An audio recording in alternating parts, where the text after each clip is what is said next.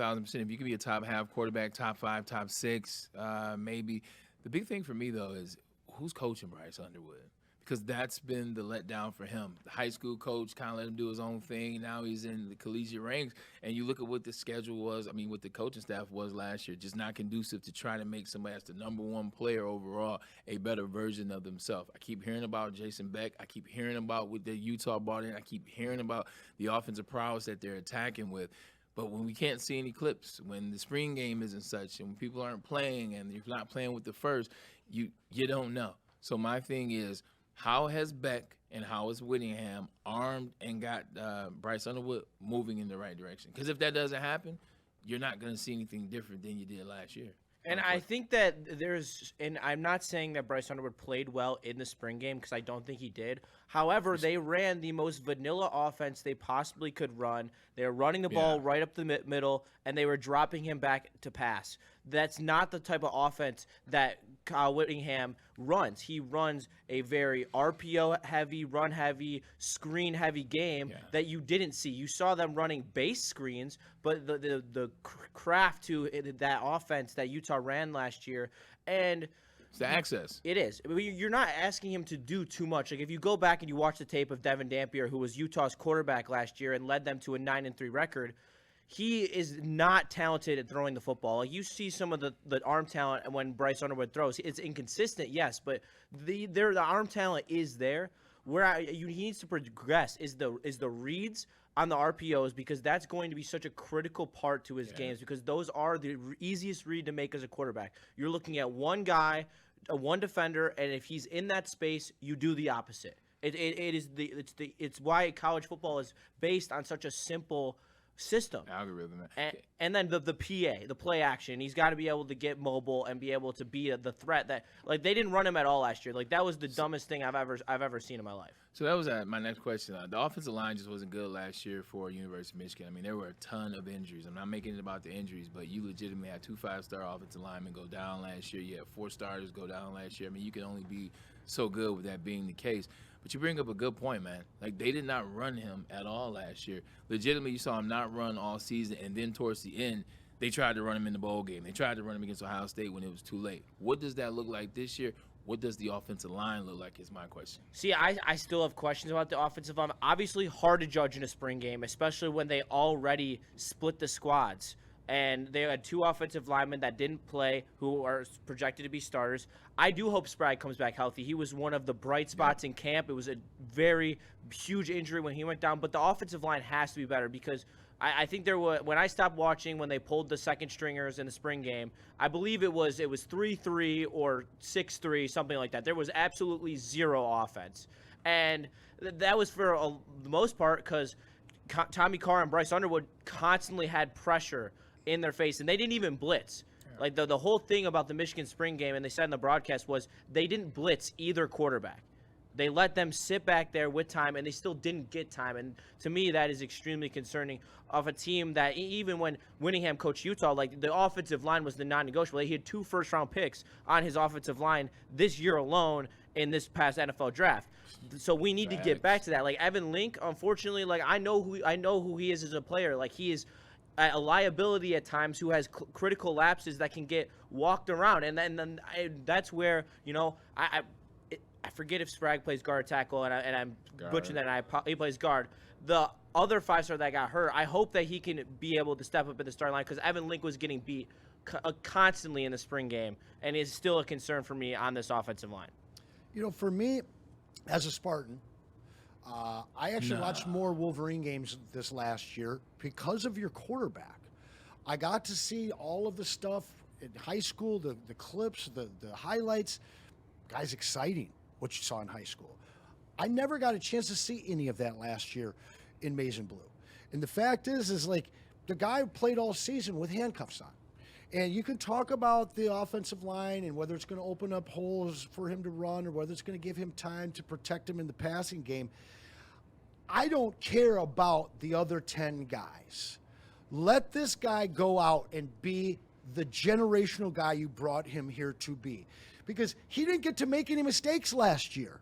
It was just they held him in handcuffs, and this is all you're allowed to do. Don't fail forward. We're just going to keep you in this little bubble. This year, if they take the handcuffs off, he's going to make some big mistakes, but he's going to make some big plays. We didn't see big plays out of this big play quarterback that we were sold. And so for me, all they have to do is just let this kid play. And you're going to have an understanding of what you have. You're going to be able to get through that first month of games for the most part, I think. But you have to have him making big plays to get that big win against Oklahoma, to win those games in the last month of the season. Absolutely. And I think that you saw that in spurts. Why everyone was pandering for Biff Poggi last season was because when he came in against Nebraska, he ran Bryce Underwood. It was Bryce Underwood's season high until the Ohio State game and the bowl game for Bryce Underwood's rushing attempts. And you saw the quickness and agility when he was able to hit that QB draw for that big touchdown. You've seen the explosiveness from him in the run game. We just decided not to use it, and that is the true issue, Anson. Because when you are a special athlete as he is one of the premier athletes in college football. You don't get that 5-star for no reason. Yes, some of them the stars can be manipulated, but this, he is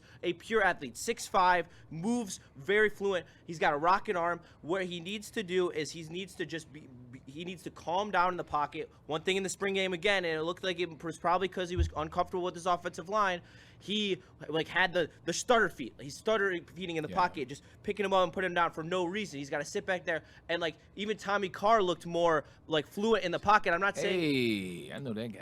I'm not saying that he's a better quarterback, but he looks calmer in the pocket. Bryce Underwood needs to take a breath. He can make plays. He has time, and he has the elite athleticism to make plays when he gets into trouble. That is when you see that, and then also you got to be able to create. Manufacture the open receiver. That's why I'm not taking the spring game fully into account, because they weren't using him for RPOs. They weren't using him on rollouts. They weren't using him on QB runs. Those are all three important aspects that will be put into this offense. Probably not week 1 versus Western, but week 2 against Oklahoma.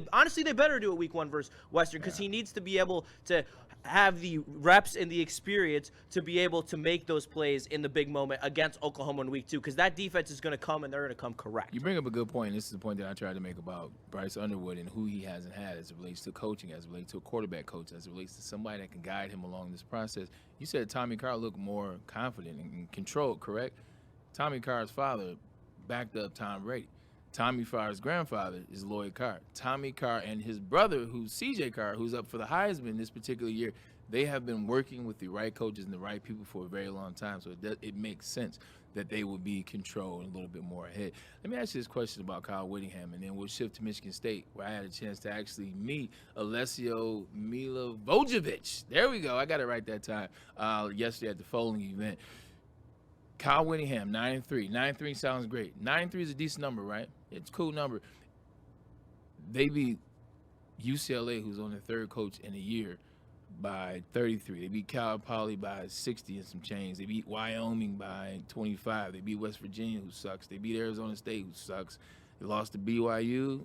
They lost to Texas Tech, got rolled. They beat Deion and his squad. They beat Cincinnati. They beat Baylor by a little bit. I say all that to say this. Big Ten is a different conference. Yes, sir. And the Big Ten is a different conference. I remember when Rich Rod came in with all the noise of West Virginia, having Pat White and Noel Devine and all the amazingness that they had out there. Shout out to Tavon Austin, who has one of the best highlight tapes you will ever see in college football.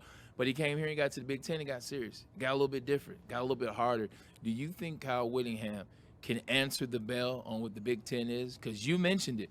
The Big Ten's a little different now.